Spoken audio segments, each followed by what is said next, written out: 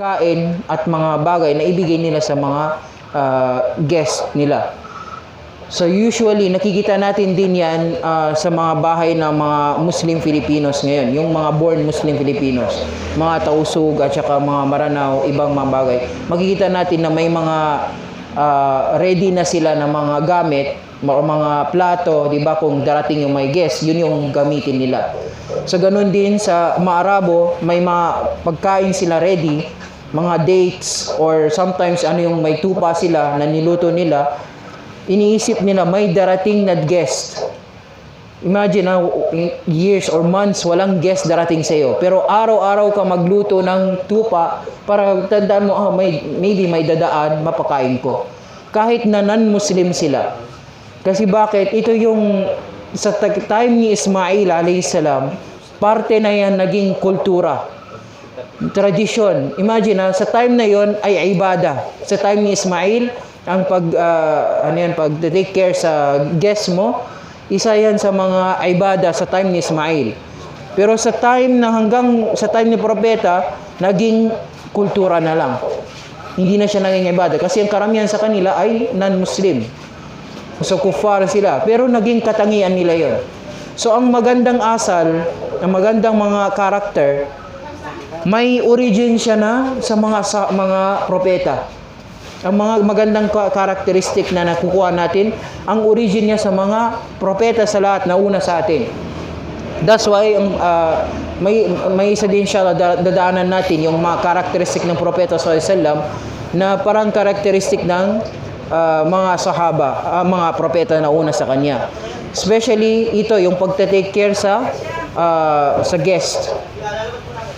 So si Ibrahim alayhi salam, isa sa mga katangian niya is yun, na yung dumating yung dalawang angel na bago sila pupunta kay Lut alayhi salam, pumunta sa kanya, ang ginawa ni Ibrahim alayhi salam, tumayo siya agad, hindi siya nagtanong, dumating yung mga guest, sinabi niya welcome, tapos pinaupo niya, tumayo siya agad, pumunta siya kay Hajar, tinanong niya si Hajar, may pagkain tayo, o ready na, yung matupa at pinakain niya yung mga guest niya.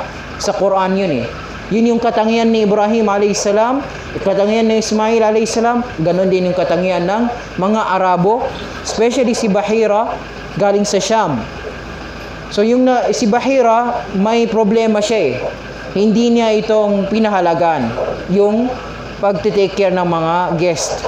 Pero inopen niya yung door niya sa araw na yon, tumingin siya sa labas at nakita niya yung caravan na dumadaan sa road, pero yung yung clouds ay nagko-cover sa caravan na yon. So yung sinabi niya, parang sign na ito may sign na ito na propeta ang darating. So tinawag niya yung mga tao. So sabi niya, dito kayo muna mag-rest. So isa sa mga katangian ng Arabo, kung papasok sila or magkakain sila sa area, una, ang mga matatanda ang kakain, tapos yung mga men, tapos after ng mga kalalakihan, o yung mga matatanda na kalalakihan, yung mga young or youth, tapos yung mga kabataan. Ganun yung pag-train sa mga community doon. Pinakita dito ang respeto ng mga bata sa matatanda. Iuna natin yung matatanda bago yung mga bata. Kasi nakikita natin ngayon, yung mga bata nakaupo na sa atin, sa tabi natin, kumakain na, sometimes nakakain nila yung mas marami pa sa mga matatanda. So, yung mga matanda, sometimes hindi na makakain ng anumang gusto nila doon sa isang plato. So, yung ginawa ng Arabo, bilang practice, last na yung mga bata. So, nagtanong si Bahira, after kumain ng karamihan, sabi niya, may mga naiwan pa ba sa labas na hindi nakakain? Sabi niya, may isa pa, may mga bata pa. Sabi niya, papasukin mo yung mga bata. So, yung pumasok din yung Propeta Muhammad SAW, tumingin yung si Bahira sa shoulder ng mga bata. At nakita niya sa Propeta Muhammad SAW yung tinatawag na khatiman nabuwa or yung parang birthmark tinatawag sa right shoulder ng Propeta SAW or sa likod ng shoulder ng Propeta SAW.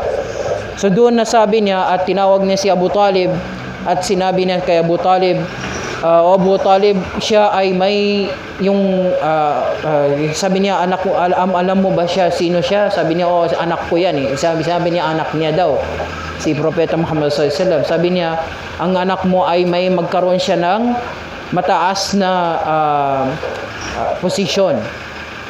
Sabi niya, mas mataas na posisyon, at kung nalaman ng mga people of the book, or especially yung mga Yahud, ay papatayin siya.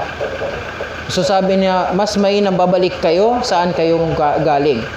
So bumalik si Abu Talib at saka yung mga tao, yung caravan nila, bumalik sila sa Makkah. So yung storya na ito, nangyari ito sa, kay Abu Talib at na-mention to sa mga sira. Pero sabi ng ni Al-Dhahabi, ito ay weak na narration. Very weak narration in terms of sanad, kasi yung hadith, dalawa yan eh. May sanad, which is kung nakita natin, kung na-open ninyo yung Riyadus Salihin, or kung na-open ninyo yung Sahih al-Bukhari at Sahih Muslim, makikita niyo muna ang mga pangalan ng sino ang nag-narrate. Ito yung tinatawag na sanad. Makikita mo Umar an Ali an qala Nabi sallallahu alaihi wasallam.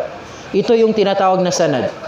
Sabi ng Dhahabi, ni Imam Al-Dhahabi, may mga problema dito sa sanad din. May mga tao na sinungaling sa storya na ito.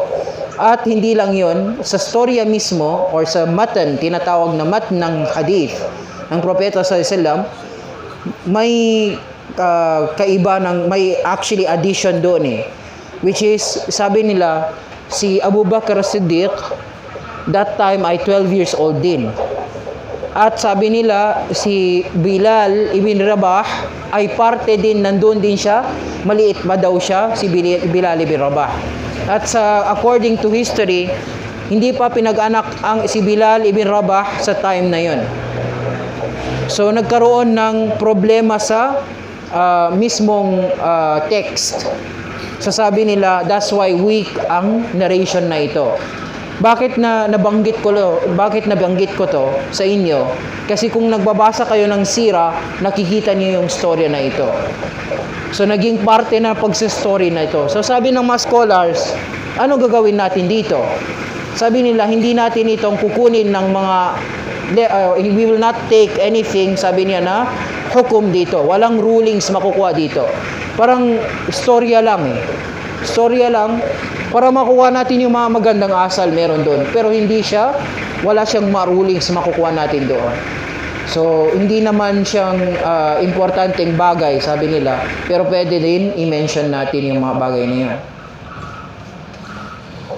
Pero isa sa mga importanteng nangyari, bago tayo, inshallah, ito yung last na nangyari sa time ni Abu Talib, yung tinawag nila na Hilf al-Fudul.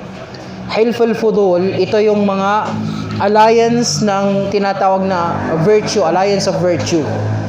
Na may nangyari na isang mga kufar Quraysh na may dumating na mga sinasabi nila na pilgrimage. May nagbebenta siya ng mga bagay.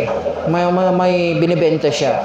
Pero pumunta dito yung isang kufar Quraysh, hindi ko na natandaan yung pangalan niya. Pumunta siya, kinuha niya yung mga gamit na ito at hindi binayaran niya. So sinabi ng tao na yon, or yung nagbebenta na yon na tajir or businessman, at the same time pilgrimage, nagsabi siya, "Oh mga tao, ito ba ang normal na sa buhay ninyo na magkaroon kayo ng zulm? Magkaroon kayo ng zulm or mga yung pagtawag nila, oppression, mga api." So sinasabi niya, may mahaba siyang tinatawag na poem, sinabi. So narinig ng mga leaders ng Quraysh. 10 na sa leaders ng Quraysh na yung narinig nila yon, nagkaroon sila ng ng konsensya sa loob nila.